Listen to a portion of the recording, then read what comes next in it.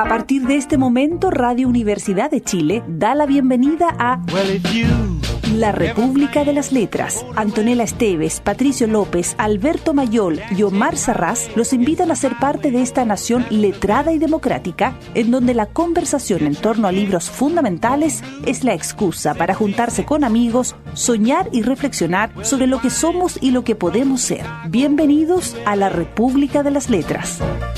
More than 2,000 miles all the way.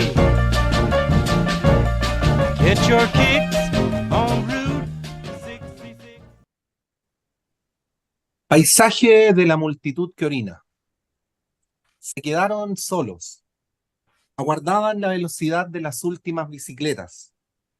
Se quedaron solas. Esperaban la muerte de un niño en el velero japonés.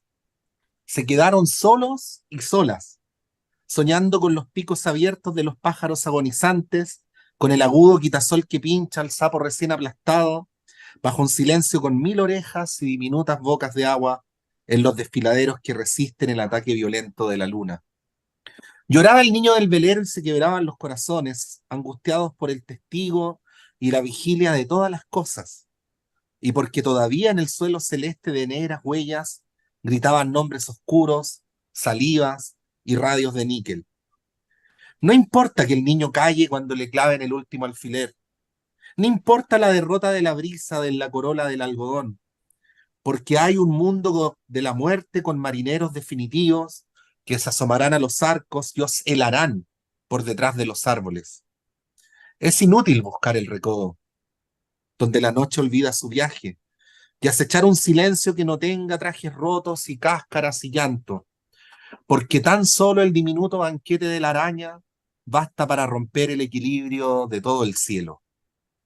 No hay remedio para el gemido del velero japonés, ni para estas gentes ocultas que tropiezan por las esquinas. El campo se muerde la cola para unir las raíces en un punto, y el ovillo busca por la grama su ansia de longitud insatisfecha.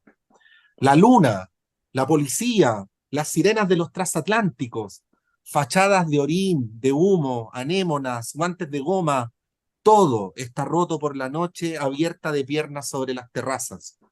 Todo está roto por los tibios caños de una terrible fuente silenciosa.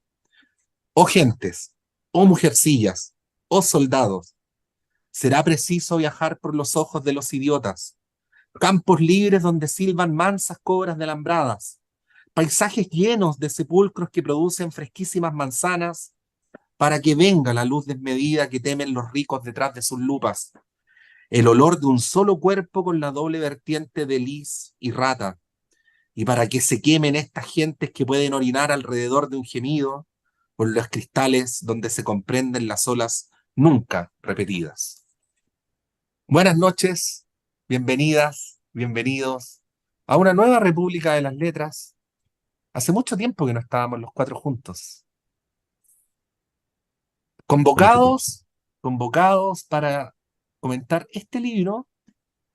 Señor de Isa, espero no equivocarme, creo que es la primera vez que tenemos a Federico García Lorca en la República de las Letras. ¿Cómo fue posible eso? Bueno, hay tanto por leer y hay tanto aún no leído. Antonella Esteves, buenas noches. Buenas noches, compañeros, ¿cómo están? Muy ¿Qué bien, tal, Antonella? compañero Alberto Mayol. Muy buenas noches, muy buenas noches. Aquí excitado con esta lectura. Muy bien. Yo podría haber caído En sus brazos. ingenuamente en su cepo. Sí. Compañero Omar Sarraz, buenas noches. Buenas noches, ¿cómo están? ¿Cómo están ustedes tres? Les tres aquí reunidos. Bueno, cortito sobre este libro como para abrir la conversación. Es de aquellas obras que ocurre frecuentemente, que son mucho más difundidas después de la muerte del autor que mientras el autor estuvo en vida. ¿Ya? García Lorca, no sé qué decir en breve de García Lorca, porque solamente en presentarlo podría ocupar el programa completo. Simplemente decir que es probablemente el poeta español más relevante de todo el siglo XX. Y yo debo confesar ahí que de repente imperan más los gustos, porque yo he leído más a Machado, he leído más a Miguel Hernández, pero bueno, la gente que sabe más de poesía que nosotros dice que García Lorca fue más refundacional, fue más trascendente, fue más universal e interpretó mejor además aquella imposible de clasificar palabra, Alberto, que yo creo que tú estás más confundido que cuando llegaste, hispanidad, ¿no? ¿Qué cresta es eso, ¿no? Pero bueno, se supone que García Lorca lo retrató mejor que nadie. Y este libro, que vuelvo a insistir, no tuvo la fama que en vida tuvieron otras obras de García Lorca, como El Romancero Gitano, como El Cantejondo y otros, Las Bodas de Sangre, para qué decir. Fue publicado casi a la par del fusilamiento de García Lorca, recordemos, fue uno de las víctimas del franquismo, pero que retrata un periodo bien anterior de García Lorca, que fue su estadía en Estados Unidos en 1929 y 1930, donde aparece un García Lorca irritado con Nueva York, enojado con Nueva York, disidente de Nueva York, eh, y aparece un García Lorca, no sé si la palabra es precisa, pero para decirlo en la jerga actual, anticapitalista, ¿no? Sí, Y bueno, y finalizo con esto para no extenderme demasiado. No fue casual que se nos hubiera aparecido en la cabeza a Omar y a mí cuando leímos el poemario sobre Manhattan de Enrique Lina hace algunos meses atrás. Y en aquella época nosotros también hicimos mención porque nos acordamos a aquellos poemas que José Martí concibió en Nueva York, que también eran profundamente antiestadounidenses, antiimperialistas, y anticapitalistas. En aquel programa, no lo he vuelto a escuchar, pero me acuerdo, nos preguntábamos qué le hace Nueva York a algunos poetas. Bueno, podría ser una buena pregunta para empezar, o en realidad podría cualquier pregunta ser buena para empezar. Eh, Hecha la introducción, la sí, palabra de ustedes, compañeros. sí, yo creo a ver, como que García Lorca pasa con él que te guste más, te guste menos, qué sé yo. A mí me pasa algo parecido con Pato, que no es exactamente de mi gusto, pero me pasa algo magnético primero yo tengo la sensación de que, por decirlo en términos futbolísticos, es como, o también musicales, digamos, son esos artistas que timbran su jugada, ¿ya? O sea, la, cuando uno escucha a un pianista bueno, no tiene que tocar una tremenda obra para que se note que es bueno. Toca una tecla, y uno queda así como, ya me mató, ya, ¿me entiendes? Entonces, como eh, esa, esa capacidad para timbrar, él estuvo en Nueva York, nada, estuvo casi un año, una cosa así. Después 3 meses en Cuba, se fue todo el viaje, tuvo más tiempo en Buenos Aires, Sí, pero, pero su poemario sobre Nueva York es contundente, es innovador, es Harlem, o sea, toda una discusión que no existía, ¿entiendes? No estamos hablando estamos hablando de Harlem en los años 60, ¿ya? Estamos hablando del año 30, de 29 al 30. Además, estamos en la crisis financiera mundial, la más grande de todos los tiempos. Entonces, y esa cosa, toda la poesía de García Lorca es siempre frustración, decadencia y gloria al mismo tiempo, ¿no? Es mm, como, entonces esa combinación es bien fabulosa y tiene este rasgo de que uno siente que de repente como que un poema puede estar cojeando y de repente aparece algo y te lo cambia todo. Y bueno, y de alguna manera también era un monstruo, o sea, tal como se dice que estos son poemas anticapitalistas, pero en realidad probablemente siempre estuvo en contra del lugar donde estaba. No fue alguien muy adaptativo. sí, Sus obras en España es como esa historia francesa. Uno ve Francia, ve España y ve una cosa unitaria. Entonces uno dice, eh, no, Francia tiene la canción nacional, es la Marsellesa. La Marsellesa era una canción de los pobres, una canción de Marsella, de la zona delincuencial, hasta el día de hoy, digamos, y que se impuso tanto en la gente que le gustaba tanto que ya la dejaron de canción nacional y ya está. pero Y no hay y que ningún hace un respeto. llamado a hacer correr la sangre de los ricos, ¿eh?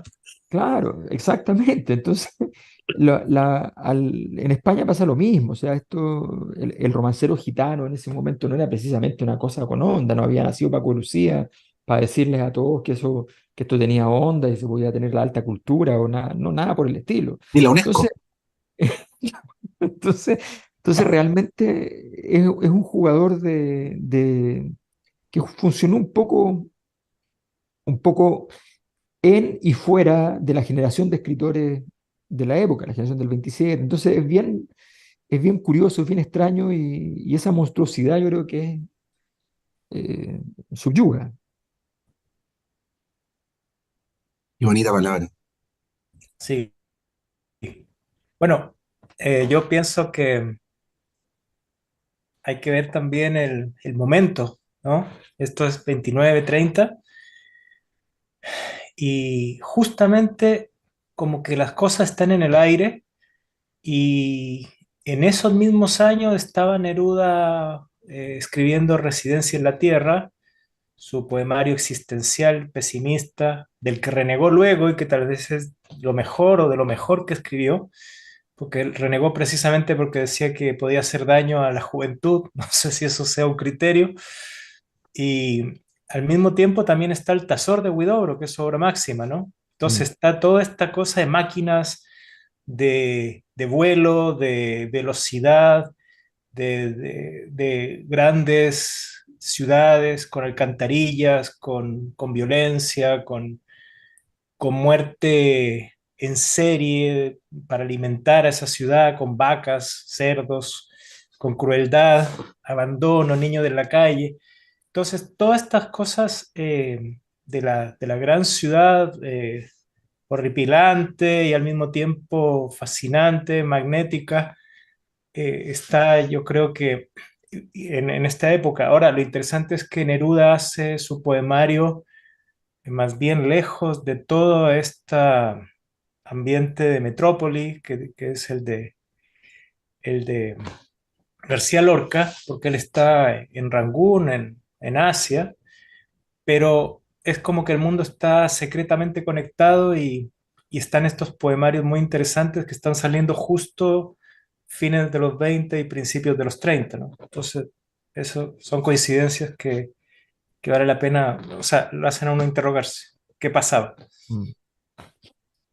Antonella. Pasaban otras cosas. Y sobre todo en Nueva York le tocó estar justo ahí.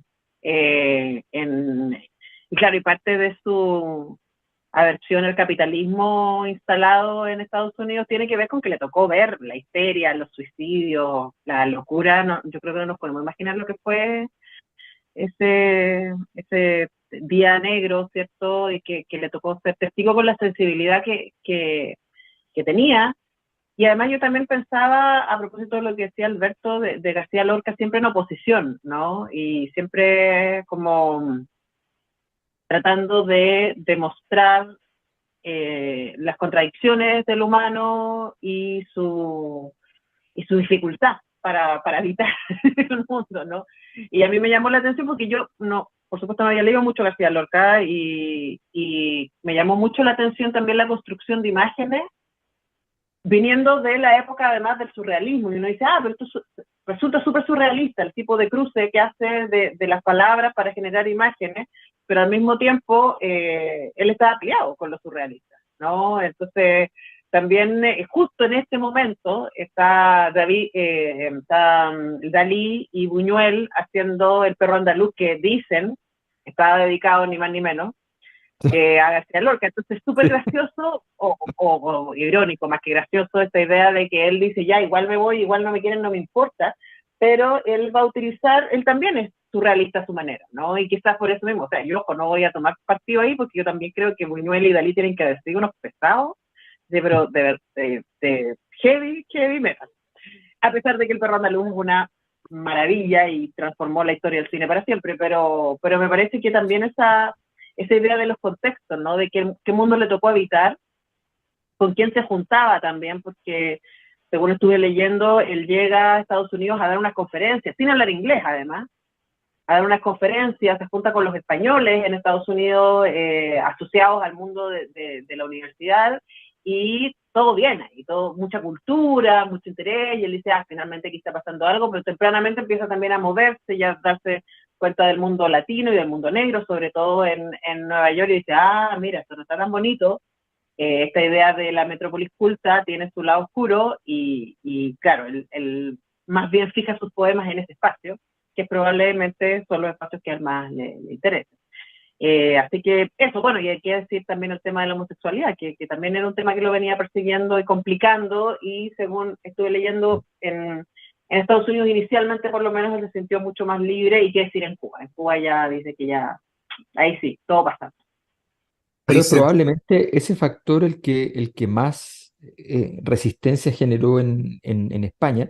El asesinato de él se atribuye, obviamente habían razones políticas gruesas relativas a la República, pero no parece ser un mero asesinato republicano, ¿ya? Como el caso de Miguel Hernández, sino que es también aparentemente hay otros elementos de los sectores ultraconservadores. Se dice incluso que la familia Alva, una familia bastante importante, digamos, monárquica, estaba involucrada en el asesinato. O sea, hay un conjunto de referencias, y además habían señales muy claras de que él estaba con posibilidades de morir. O sea, efectivamente eso fue Vox Populi en ese momento. Interesante lo que decías de Dalí, de esa sátira que está siempre, se ha asumido que el perro andaluz efectivamente es para García Lorca, pero ellos forjan una amistad muy, muy importante, Dalí con García Lorca, a tal punto que Dalí le enseña a pintar a García Lorca. Entonces llegan a tener una amistad bien, bien fuerte, pero todo indica efectivamente que la sátira de El perro andaluz es para reírse, y la película es genial. Hicieron la película, sí, El perro andaluz es una Bueno, locura.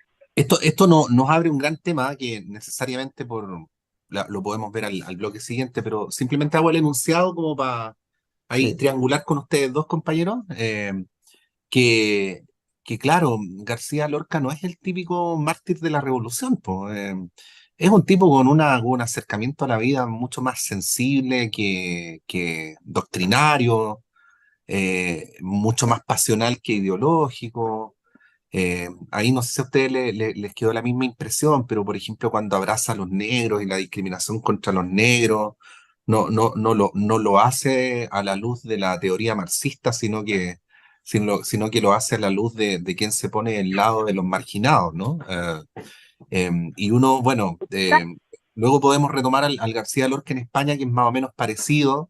No es un poeta campesino como Miguel Hernández, porque proviene de una familia acomodada, pero bueno, se cría, ahí Alberto tú cachai mejor, pero no es que se críe en el corazón de Andalucía, sino que se cría Sí. en ciudades más chiquititas y con alternancias en el campo. Y se la Entonces, acusa de costumbrista en su se la momento. acusa de costumbrista, ¿no? Eh, claro, es esa sensibilidad la que lo convierte en una vanguardia de la cual no venía y respecto a la cual no era mirado de ese modo por sus contemporáneos. O sea, pero bueno, vamos a la web, escuchemos algo de música, no sé quién quiere aquí ir y poner Eh, yo o mandé disponer. yo mandé al grupo común un tema. Me puse a investigar canciones. Obviamente era fácil imaginar que había muchas, o sea, conocía algunas, pero canciones inspiradas o directamente cuyas letras provienen de García Lorca, y probé varias y me gustó una que no la conocía, debo decir, que se llama La balada de un día de julio. En este caso está interpretada por David Little. Y la verdad es que vale, el poema es completo, o sea, la letra es completamente un poema con el mismo nombre, homónimo de García Lorca. Perfecto. Vamos a eso y continuamos.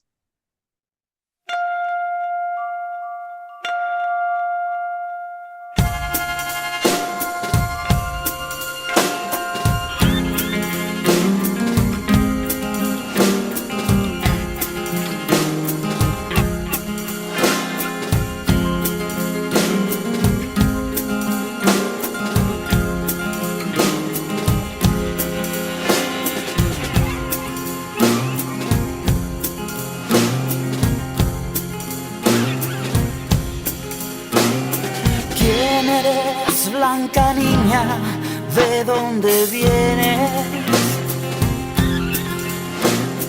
¿Qué llevas en la boca que se te enciende? ¿Qué llevas en el pecho, negro y solemne? Porque llevas un manto negro de muerte. Esquilones de plata llevan los bueyes. Una noche de luna tu alma me ofrece. Tú buscas el amor que ojalá encuentres.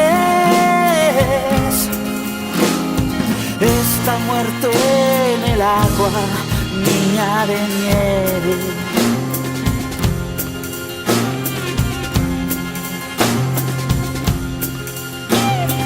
Teme al sol, niña mía, de sol y nieve. Se fue de tus cabellos ya para siempre. ¿Quién eres, blanca niña?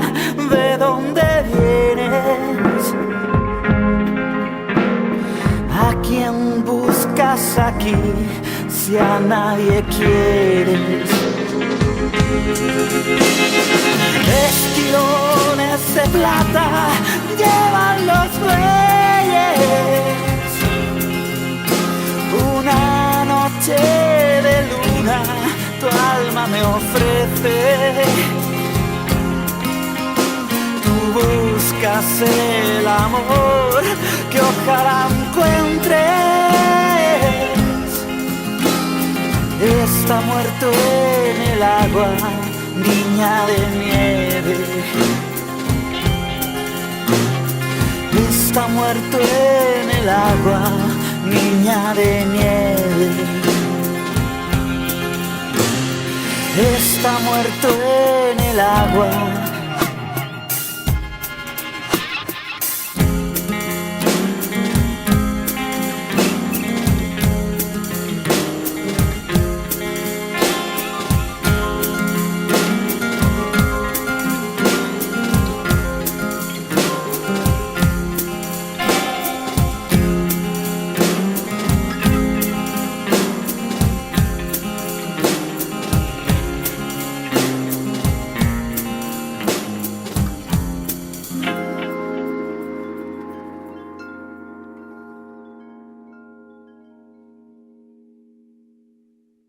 Oda a Walt Whitman. Por el East River y el Bronx, los muchachos cantaban enseñando sus texturas, con la rueda, el aceite, el cuero y el martillo. 90.000 marineros sacaban la plata de las rocas y los niños dibujaban escaleras y perspectivas. Pero ninguno se dormía, ninguno quería ser el río, ninguno amaba las hojas grandes, ninguno la lengua azul de la playa. Por el East River y el Kingsborough, los muchachos luchaban con la industria y los judíos vendían al fauno del río la rosa de la circuncisión, y el cielo desembocaba por los puentes y los tejados, manadas de bisontes empujadas por el viento. Pero ninguno se detenía, ninguno quería ser nube, ninguno buscaba los helechos ni la rueda amarilla del tamboril. Cuando la luna salga, las poleas rodarán para turbar el cielo, un límite de agujas cercará la memoria, y los ataúdes se llevarán a los que no trabajan. Nueva York de cieno, Nueva York de alambres y de muerte. ¿Qué ángel llevas oculto en la mejilla? ¿Qué voz perfecta dirá las verdades del trigo? ¿Quién el sueño terrible de tus anémonas manchadas? Ni un solo momento, viejo hermoso Walt Whitman, ha dejado de ser tu barba llena de mariposas, ni tus hombros de pan agastados por la luna, ni tus muslos de Apolo virginal, ni tu voz como una columna de ceniza, anciano hermoso como la niebla, y gemías igual que un pájaro con el sexo atravesado por una aguja, enemigo del sátiro, enemigo de la vid, y amante de los cuerpos bajo la burda tela, ni un solo momento, hermosura viril, que en montes de carbón, anuncios y ferrocarriles soñabas ser un río y dormir como un río, con aquel camarada que pondría en tu pecho un pequeño dolor de ignorante leopardo. Ni un solo momento, Adán de sangre, macho, hombre solo en el mar, viejo hermoso Walt Whitman, porque por las azoteas, agrupados en los bares, saliendo en racimos de las alcantarillas, temblando entre las piernas de los chofés, o girando las plataformas de la Genco, los maricas Walt Whitman te soñaban, también ese, también, y se desempeñan sobre tu barba luminosa y casta, rubios del norte, negros de la arena, muchedumbres de gritos y ademanes, como gatos y como las serpientes, los maricas Walt Whitman, los maricas, turbios de lagrimas, carnes para fustas, bostas, o mordisco de los domadores, también ese, también, dedos teñidos apuntan a la orilla de tu sueño, cuando el amigo come tu manzana con el leve sabor de gasolina, y el sol canta por los ombligos de los muchachos que juegan bajo los puentes, pero tú no buscabas los ojos arañados, ni el pantano oscurísimo donde sumergen a los niños, ni la saliva helada, ni las curvas heridas como panza de sapo que llevan los maricas en coches y terrazas, mientras la luna los azota por las esquinas del terror.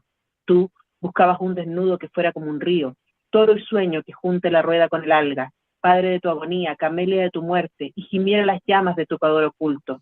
Porque es justo que el hombre no busque su deleite en la selva de sangre de la mañana próxima. El cielo tiene playas donde evitar la vida, y hay cuerpos que no deben repetirse en la aurora. Agonía, agonía, sueño, fermento y sueño. Este es el mundo, amigo, agonía, agonía. Los muertos se descomponen bajo el reloj de las ciudades. La guerra pasa llorando con 1.000.000 de ratas grises. Los ricos dan a sus heridas pequeños moribundos iluminados, y la vida no es noble, ni buena, ni sagrada. Puede el hombre, si quiere, conducir su deseo por vena de coral o celeste desnudo. Mañana los amores serán rocas y el tiempo, una brisa que viene dormida por las ramas. Por eso no levanto mi voz, viejo Walt Whitman, contra el niño que escribe nombre de niña en su almohada, ni contra el muchacho que se viste de novia en la oscuridad del ropero, ni contra los solitarios de los casinos que beben con asco el agua de la prostitución, ni contra los hombres de mirada verde que aman al hombre y queman sus labios en silencio, pero sí contra vosotros, maricas de las ciudades, de carne tumefacta y pensamiento inmundo, madres de lodo, arpías, enemigos sin sueños, del amor que reparten coronas de alegría, contra vosotros siempre, que dais a los muchachos gotas de sucia muerte con amargo veneno, contra vosotros siempre, paeríes de Norteamérica, pujaros de La Habana, jotos de México, zarazas de Cádiz, sapios de Sevilla, cancos de Madrid, flores de Alicante, adelaidas de Portugal, maricas de todo el mundo, asesinos de palomas, esclavos de la mujer, perras de sus tocadores, abiertos en las plazas con fiebre de abanico, o embocados en yertos paisajes de cicuta. No haya cuartel, la muerte emana de vuestros ojos que agrupa flores grises en la orilla del cielo. No haya cuartel, alerta, que los confundidos, los puros, los clásicos, los señalados, los suplicantes os cierren las puertas de la bacanal. Y tú, bello Walt Whitman, duerme a orillas del Hudson, con la barba hasta el polo y las manos abiertas, arcilla blanda o nieve, tu lengua está llamando, camaradas que velen tu gacela sin cuerpo, duerme, no queda nada. Una danza de muros agita las praderas y América se anega de máquinas y llanto. Quiero que el aire fuerte de la noche más honda quite flores y letras del arco donde duermes. Y un niño negro anuncia a los blancos del oro la llegada del reino de la espiga. No se Solo puede, no quería, se puede, solo no quería se decir puede. solo quería decir que Alberto Mayol se rindió a los 10 segundos de tu lectura. Te apretó el botón. No, no, yo estaba ya, no podía más, no podía más. ¿Cómo no puede, cómo el capitalismo ha fallado si uno no puede tener un trío con Walt Whitman y García Lorca? No, pero por favor. ¿Ah? Yo lo escuchaba y lo único que escuchaba era esto.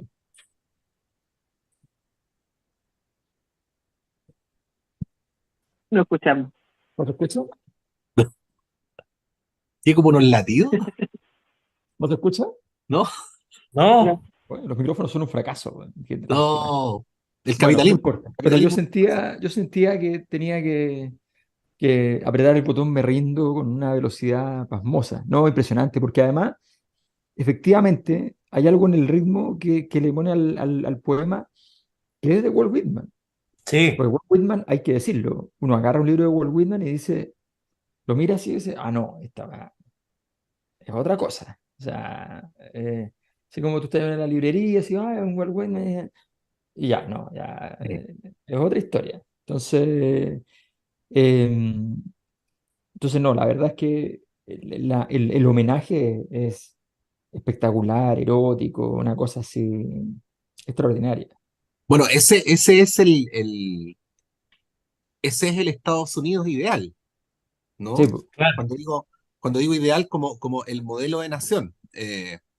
No sé si se acuerdan cuando hicimos el Canta a mí mismo, que nos fue hace mucho tiempo, que una de las cosas que decíamos es que había que figurarse ese poemario en un país que estaba todavía en formación, que Mm. venía recién saliendo de la guerra civil y que no tenía un ideal de nación.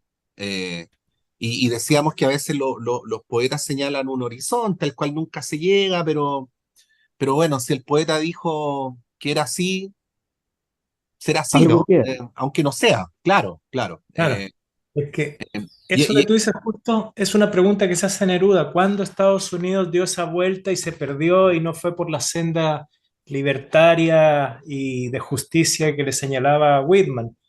Justo Neruda dice, con Whitman era un Estados Unidos y luego ha sido otro, ¿no? Con Whitman y Milley. Exacto. Yo creo que no le gustaría a Wilman, claramente.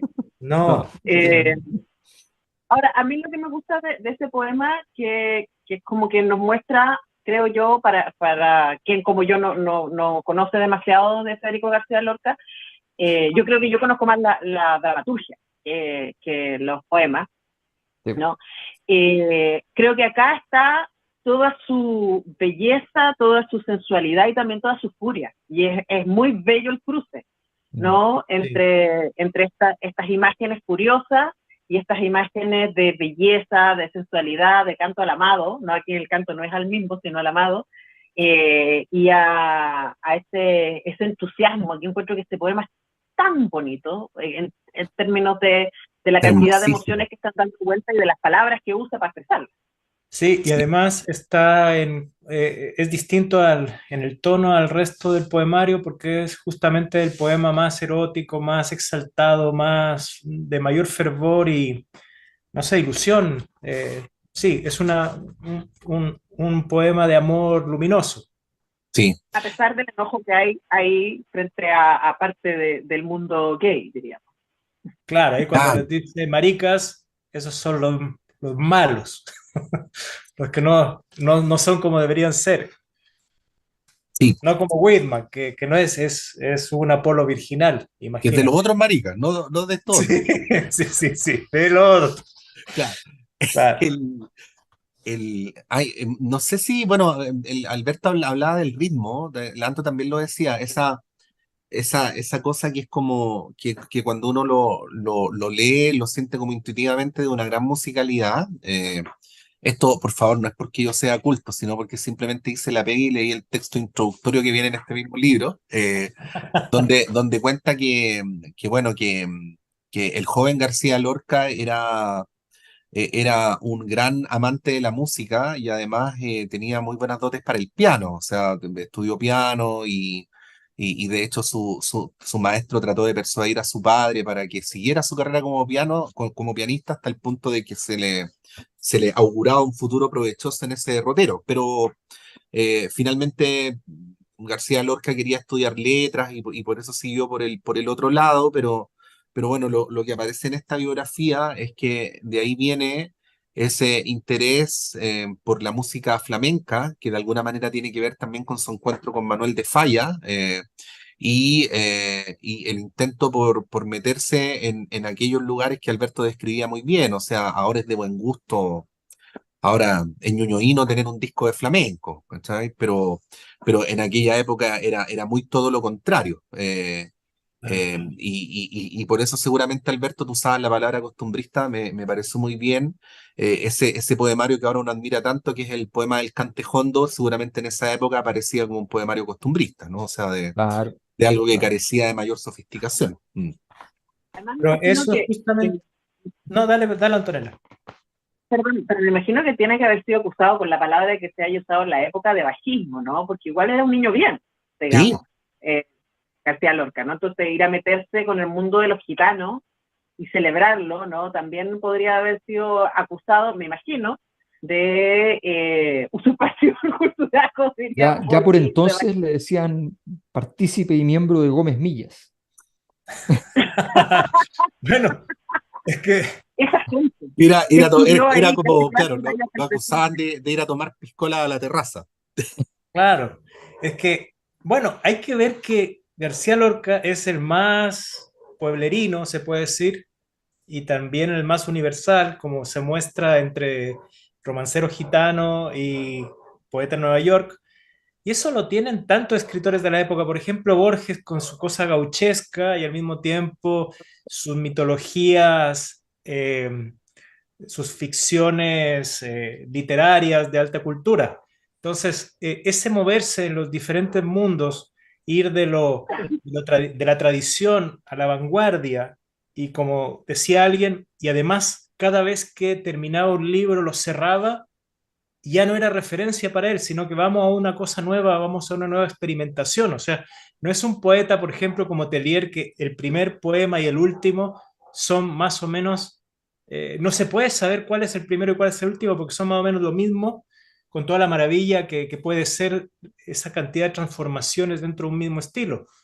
Pero aquí, en cambio, García Lorca se olvidaba de lo que había terminado y se iba a una nueva investigación, una nueva vanguardia, una nueva exploración.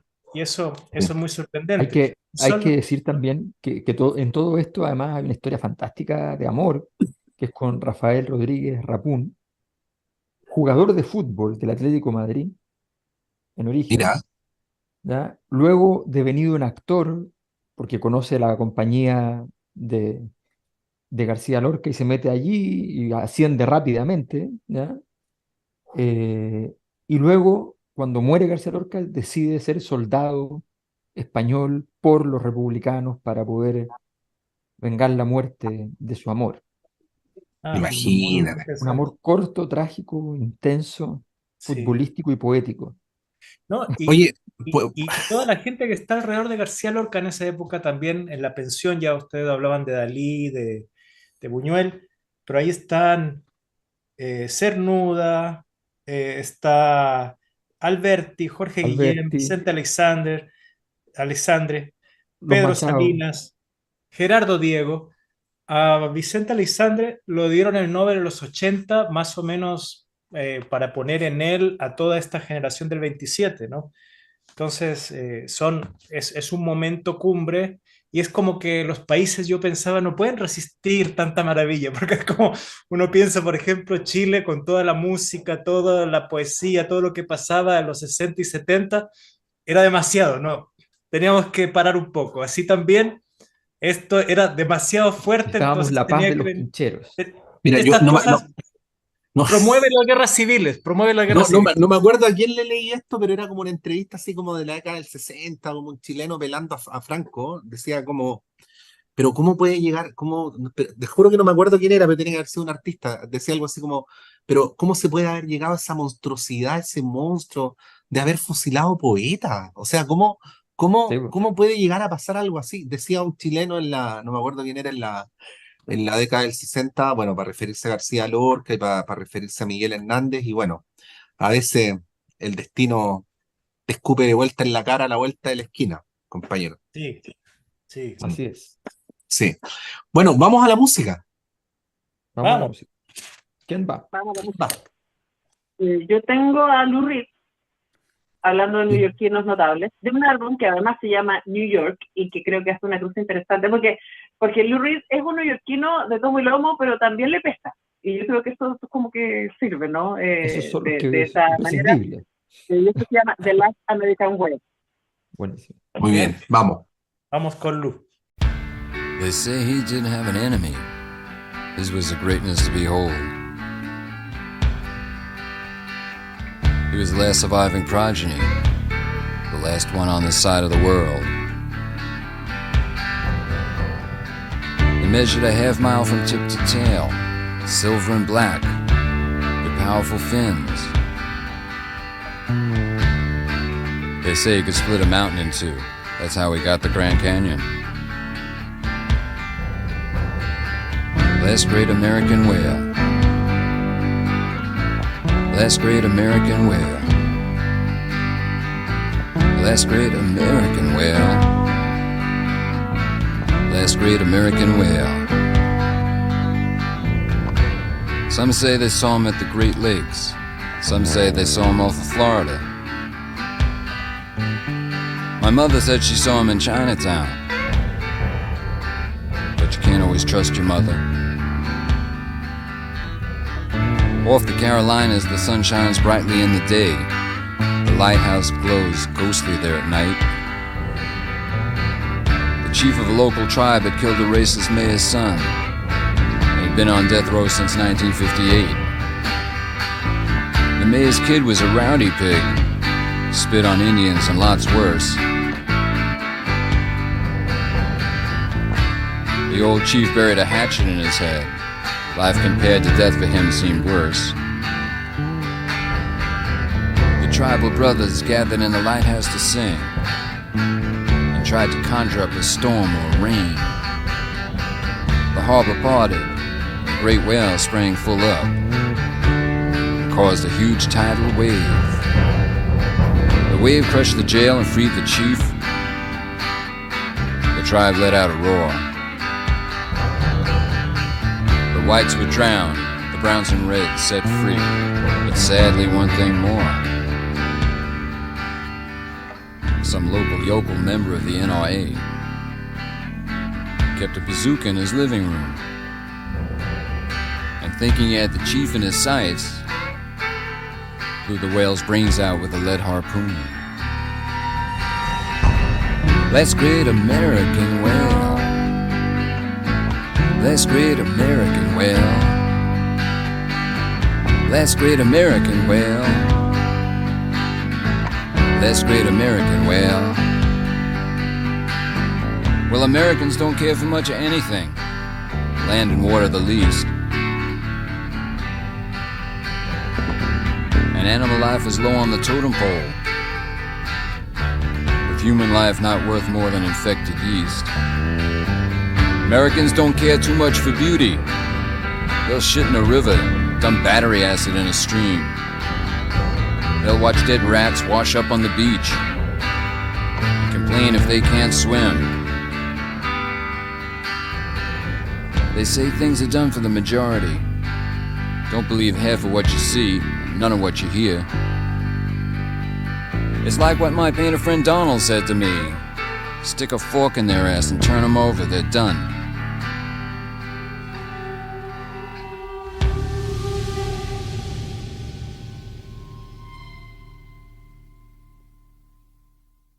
No hay angustia comparable a tus ojos oprimidos, a tu sangre estremecida dentro del eclipse oscuro, a tu violencia granate sordomuda en la penumbra, a tu gran rey prisionero con un traje de conserje. Tenía la noche una hendidura y quietas salamandras de marfil. Las muchachas americanas llevaban niños y monedas en el vientre, y los muchachos se desmayaban en la cruz de desprecio. Ellos son los que beben el whisky de plata junto a los volcanes y tragan pedacitos de corazón por las heladas montañas del oso. Aquella noche el rey de Harlem, con una durísima cuchara, arrancaba los ojos a los cocodrilos y golpeaba el trasero de los monos. Con una cuchara, los negros lloraban confundidos, entre paraguas y soles de oro. Los mulatos estiraban gomas ansiosos de llegar al torso blanco, y el viento empañaba espejos y quebraba las venas de los bailarines. Negros, negros, negros, negros. La sangre no tiene puertas en vuestra noche boca arriba. No hay rubor, sangre furiosa por debajo de las pieles, vive a la espina del puñal y en el pecho de los paisajes, bajo las pinzas y las retamas de la celeste luna de Cáncer. Sangre que busca por mil caminos, muertes enharinadas y ceniza, cielos yertos en declive, donde las colonias de planetas rueden por las playas con los objetos abandonados. Sangre que mira lenta con el rabo del ojo, hecha de espartos exprimidos, néctares de subterráneos. Esta noche en la República de las Letras, García Lorca. Para disfrutarlo, ¿no? Poeta en Nueva York. Pero qué maravilla, García Lorca. Alberto, qué maravilla. Sobre eso que justo en lo que tú leíste, negros, negros, negros, negros, la sangre no tiene puertas en vuestra noche boca arriba. Y luego sigue, y lo que sigue también es bien interesante, pero en vuestra noche boca arriba. Boca arriba, la noche boca arriba, ahí aparece. Ahí está Cortázar. Cortázar. Encontramos el plagio de Cortázar. El plagio de Cortázar, justamente porque yo me fijé si Cortázar lo reconocía en el epígrafe, por ejemplo, y no, en el epígrafe pone otra cosa. Sí. Pone las guerras floridas, salían a buscar prisioneros, no sé qué, no, nada. Y sabes que incluso el tono, más allá de la frase, ¿no? que ya la frase es mucho, vuestra noche boca arriba, luego cuando dice no hay sudor, No hay rubor, sangre furiosa por debajo de las pieles, viva en la espina del puñal y en el pecho los paisajes, bajo las pinzas y las retamas de la celeste luna de cáncer, sangre que busca por mil caminos muertes enharinadas y ceniza en nardos, cielos yerto en declive donde las colonias de planetas ruedan por las playas con los objetos abandonados. Todo esto de aquí es sangre, sacrificio, puñal. Mm. Entonces está muy bien. Sí, sí, perfecto que esto haya podido detonar una idea para hacer un cuento bellísimo e impresionante como el de Cortázar, pero no costaría nada haberlo dicho. Bueno, mientras Cortázar plagiaba sin decirlo, Borges hacía como que plagiaba. Ah, sí. Y era todo escrito por él. Borges era el único Esa capaz es de la, plagiarse a sí mismo. esa es la diferencia entre ser capo y medio, ¿no? Sí, sí. Claro, el En rey La de fin, diferencia es oye, ser hondero y ser un conservador literario. sí. exacto. Oye, quería decir algo que espero que no, pero no descarto que sea una soberana cabeza de pescado, pero es una idea que me ha rondado leyendo este libro. Eh, no sé por qué, o sea, creo saber por qué, pero solamente quería comentar que García Lorca, además de por la obviedad que inmediatamente se nos va a aparecer en la cabeza, me recuerda mucho a Almodóvar, o Almodóvar me ha recordado Mm. mucho a García Lorca. Sí. Porque guardando las diferencias de época y todo, Almodóvar aparece en un momento donde él es como una suerte de portavoz de la impugnación, ¿no? Y es portavoz de lo políticamente incorrecto. Y construye un mundo que luego se institucionaliza y es muy admirado, pero que en su momento era un mundo que buscaba el rescate como en el margen, ¿no? Mm. Pero bueno, desde ese lugar, desde el lugar de la homosexualidad, del margen, del exceso carnal y todo eso, hay, a pesar de todo, un Almodóvar que es profundamente español. O sea, la gente que se ha dedicado a estudiar más semiológicamente las películas de Almodóvar, bueno, no hay que hacer un estudio demasiado sofisticado para por ejemplo, apreciar su obsesión por el mundo de los toros, ¿no? Mm. Luego el modo en que reivindica toda la simbología y toda la cultura católica, y cómo va haciendo una serie de cruces a propósito de eso, o sea, hasta el punto que el día de hoy, si alguien quisiera como hacer un estudio sobre en qué consisten los símbolos de España, perfectamente se podría sumergir en la película Matador y ahí podría como encontrar muchas coordenadas, ¿no? Y bueno, leyendo a García Lorca, pero también leyendo su biografía, como que hay varios paralelos en eso, ¿no? De alguien que Mm. viene del margen, que por lo general no es muy aceptado, pero que logra encarnar algo que con el paso de algún tiempo es mucho más España, que lo que representaban aquellos que estaban en el núcleo en su debido momento, ¿no? Yo creo que es muy afortunada la comparación, porque hay tres rasgos fundamentales a mi juicio. Uno es que son impugnadores radicales en el sentido de que llegan con una estética que cambia el orden existente, llegan con una propuesta personal que cambia el orden, que estresa el sistema, con una visión política difícil de clasificar también en el fondo, no cómoda para nadie en el fondo. Y además con un afán de perfección técnica, de construcción, o sea, quieren innovar, pero hay mucha gente que cree que innovar es solo innovar, ¿no? Y Mm. que no le preocupa que quede bien hecho, ¿ya? Que la innovación con cartulina es lo mismo que cualquier otra cosa, o sea, que se puede innovar con una kermés, ¿no? Entonces, y es difícil, ¿no? Hay que hacer algo, entonces esa perfección técnica, esa búsqueda es bien potente. Y en tercer lugar, yo creo que también está lo que tú decías, Pato, respecto a la conexión con la tradición, ¿no? La construcción de una hispanidad, entendiendo la hispanidad con sus márgenes españoles y sus márgenes latinoamericanos. En el caso de Almodóvar, que es muy mexicano, Mm. ¿ya? Eh, y que reivindica la teleserie mexicana directamente en sus películas, o sea, hay una reivindicación de la teleserie por completo. Bueno, Eh, perfectamente alguien del PP, bueno, de la cultura PP podría decir, bueno, lo mexicano también es español. Por supuesto, no, por Claro, supuesto, pero en el fondo esa sí, relectura sí. ha hecho otra cosa, digamos. Y lo otro es su experiencia en Argentina, en Cuba y con los latinoamericanos del entorno de la época de la República, que no eran pocos, digamos, ¿no? Entonces yo creo que ahí hay una búsqueda simbólica que efectivamente es un rescate de lo antiguo, pero de una manera tal que es completamente nuevo. Sí, yo Sí, sumaría no, también el entusiasmo por el melodrama, ¿no? Sí, exacto. Que yo creo que en ambos casos está muy bien expresado y es interesante esto de pensar que no sabemos cómo hubiese envejecido García Lorca. Sabemos cómo ha envejecido Almodóvar, ¿no? Que partió con el boom español y partió muy radical y muy queriendo escandalizar con las películas de los 80, ¿no? Y con un muy no me importa, pero voy a hacer esto, además escribiendo, haciendo música, también recordemos, y con el tiempo se fue sofisticando, se fue transformando además él mismo en una marca. Lo interesante es que no sabemos qué hubiera pasado si esta otredad que marcó un poco la obra de García Lorca se hubiese transformado en otra cosa con él llegando a los 50 años, porque tú no sabemos, ¿no? No, Solo no. podemos sospechar. Claro, 38 años tuvo.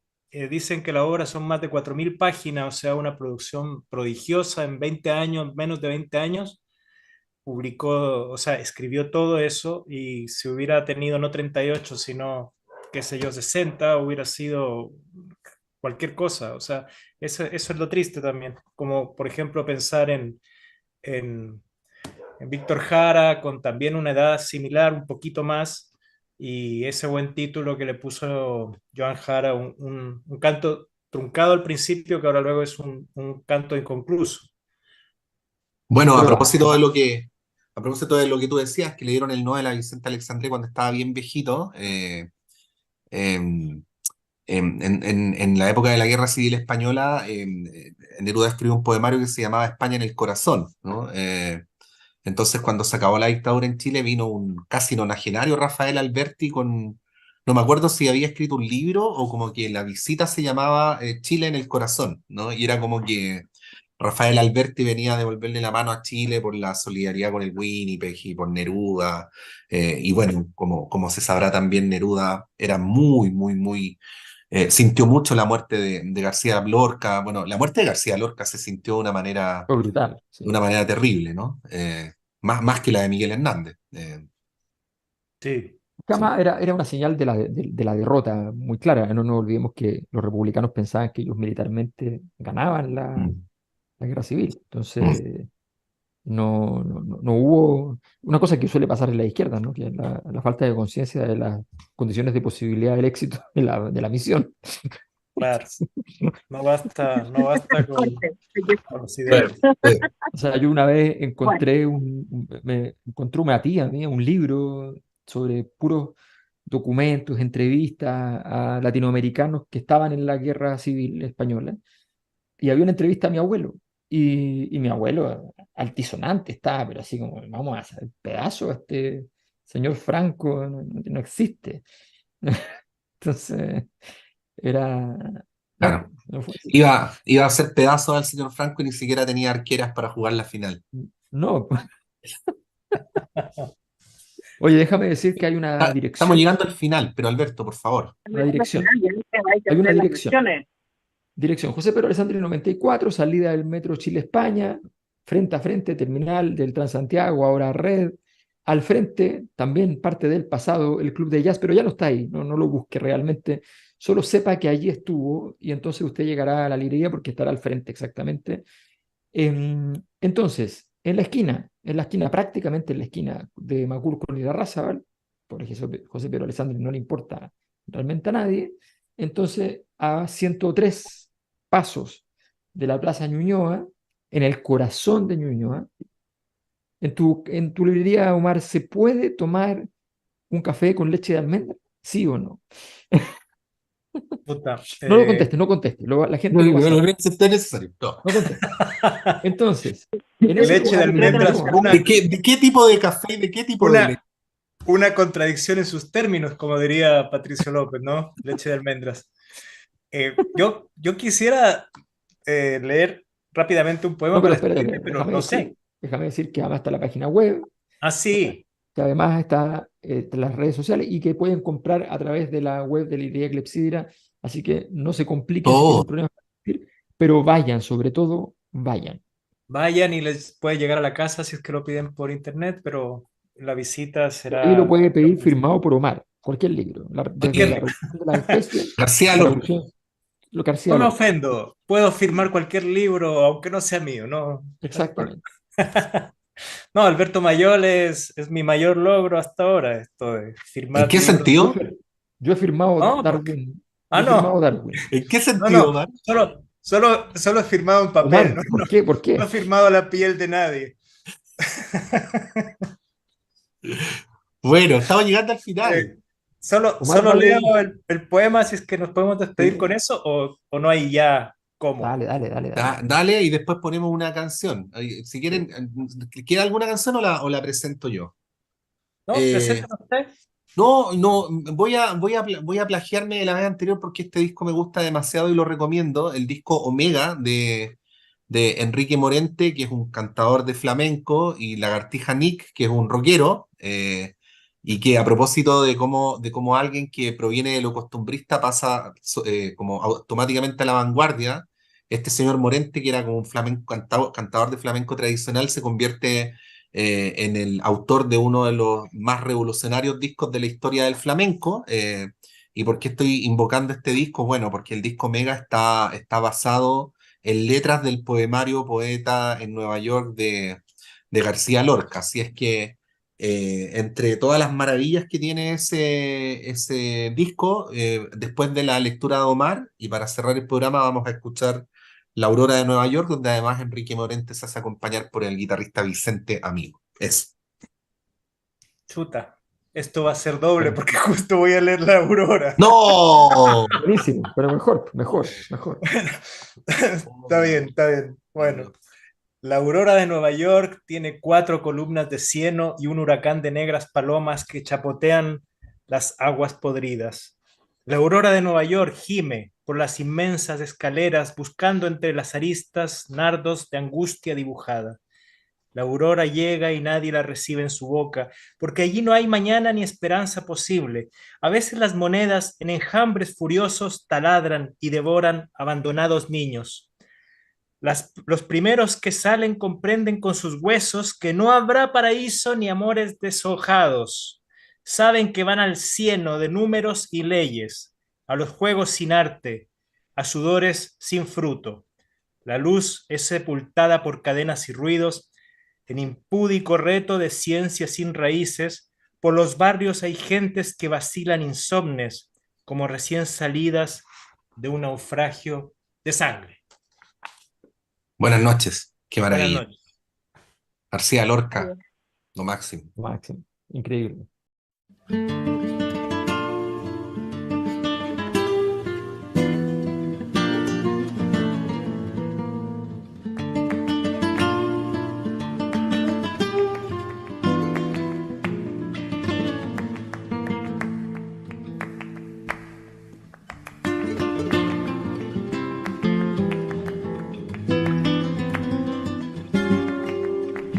La aurora de Nueva York tiene 4 columnas de cielo.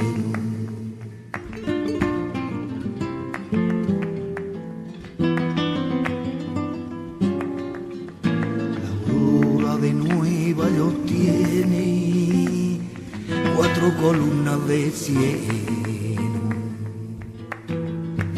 Huracán de negras palomas que chapotean las aguas podridas. La aurora de Nueva York tiene 4 columnas de cielo. La aurora llega y nadie la recibe en su boca, porque no hay mañana ni esperanza posible. A veces las monedas en enjambre furioso taladran y devoran abandonados niños. La aurora de Nueva York gime por la inmensa escalera. La aurora de Nueva York gime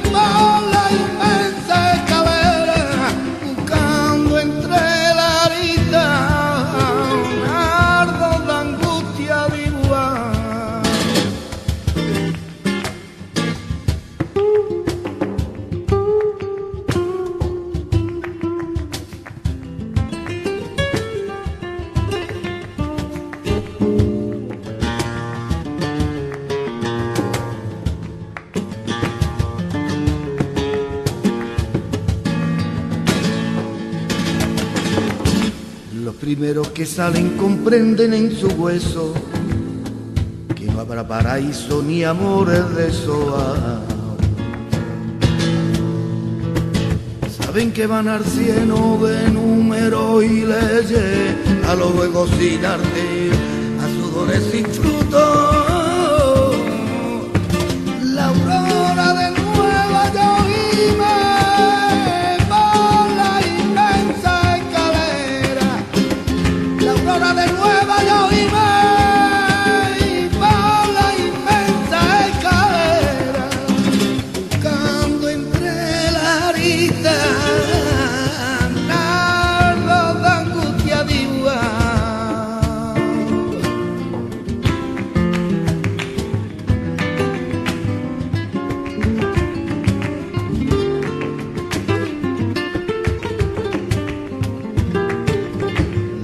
Sepultada por cadenas y ruido, en impúdico reto de ciencia sin raíces.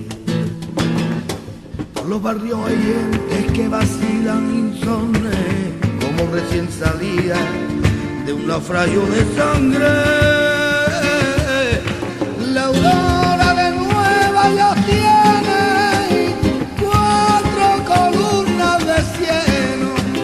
La aurora de Nueva York por la inmensa escalera, la aurora de Nueva York tiene 4 columnas de cielo. La aurora de Nueva York por la inmensa escalera tiene 4 columnas de cielo. La aurora de Nueva York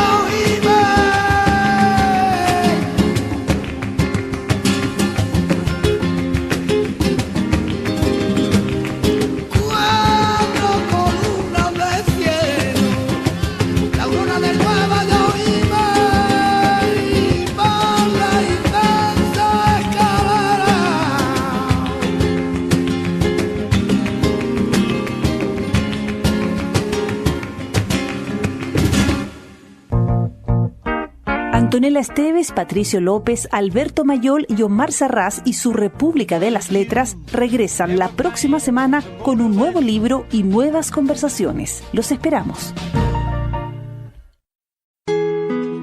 Librería Clepsidra.